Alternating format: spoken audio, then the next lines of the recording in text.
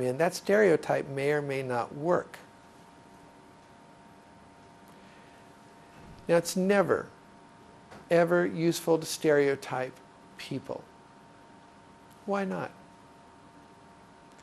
Because each one of us, although each one of us belongs to many, many groups, we are also, at the same time, individuals. And each person expects and deserves to be treated as an individual.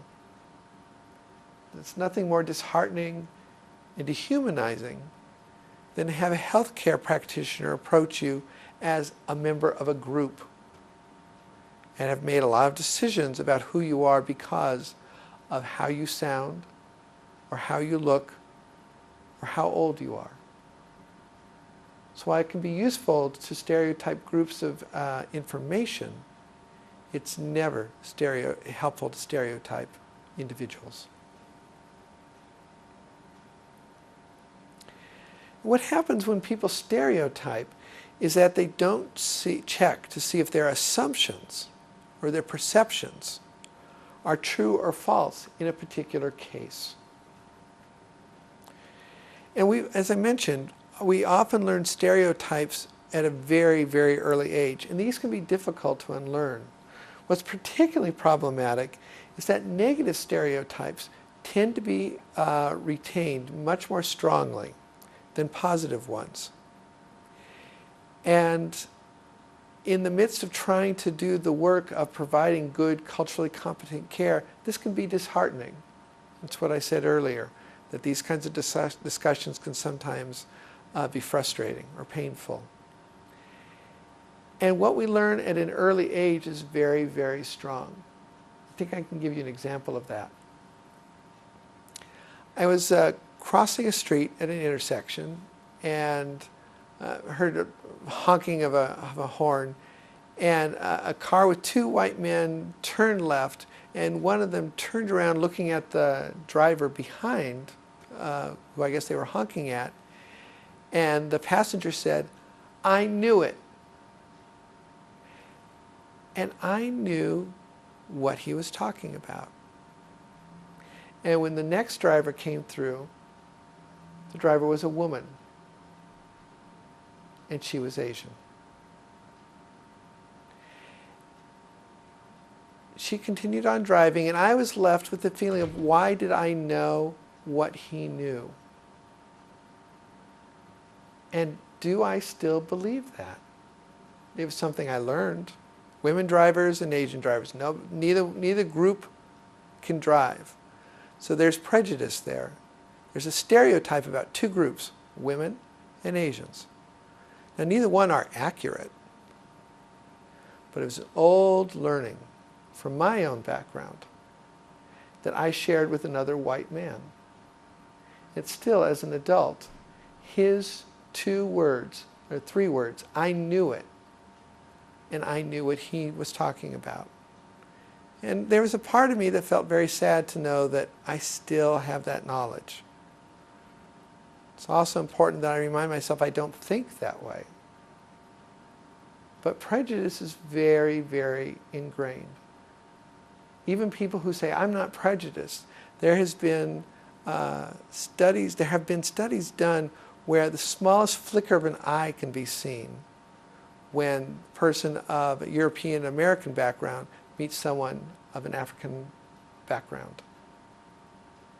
And interestingly enough, those flickers can be noted on a subconscious level.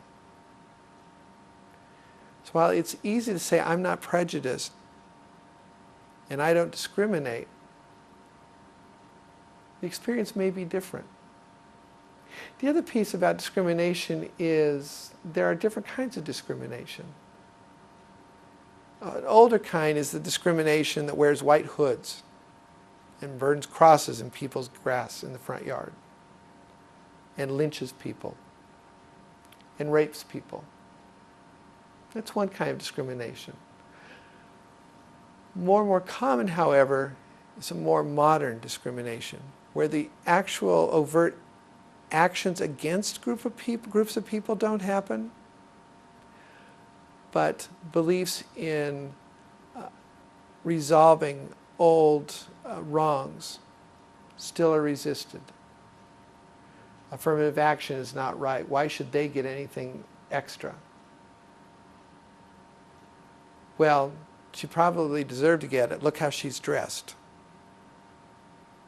Statements like that aren't actively, behaviorally attacking people, still contribute to their being left behind in this society. So most of us, I would guess, can say, I've never put on a white hat and ridden through town and tried to terrorize Jews or blacks. It may be helpful to stop and think, well, what do I believe that does stop other groups from equaling in the society?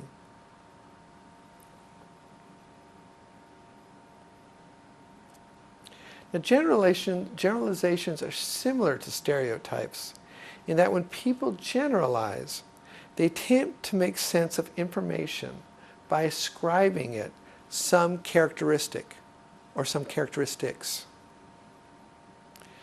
Now, generalizations differ from stereotypes because people ask for additional information about what they perceive to be true. Or to put it another way, they check it out. They have an idea about somebody and they realize this is a generalization. Let me see if this is true or not about this particular person.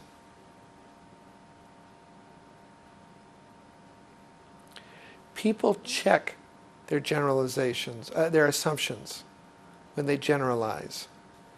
People leave assumptions unchecked when they stereotype. Now, prejudice is an affective state. So again, that emotional part of learning. And it's typically negative. And prejudice relies on stereotyping. You might say that the difference is that stereotypes are what prejudice is based on.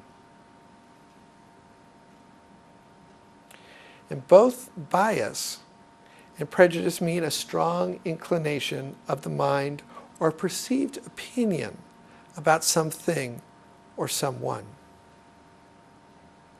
Now, bias may be favorable or unfavorable. But prejudice implies a preformed judgment, even more unreasoning than bias, and usually implies an unfavorable opinion. So you may have a bias toward one thing or another. For instance, I may have a bias toward a certain brand of ice cream. I think their ice cream is better. Now, have I had every kind of ice cream by the other makers? No, I haven't. So there might be another ice cream by another maker that I actually like better than the company that I'm more biased toward. So you can have biases that are fairly benign. I mean, other than I'm taking away maybe a little bit of business from the other ice cream companies, it's not a big deal. But if my prejudice gets in the way of how I treat patients, they are harmed. And by extension, their families are harmed. And by extension, their communities are harmed. Which means we are harmed. It's not only about an individual. Prejudice affects all of us. And it is a social disease that has far-reaching impact on individuals and communities.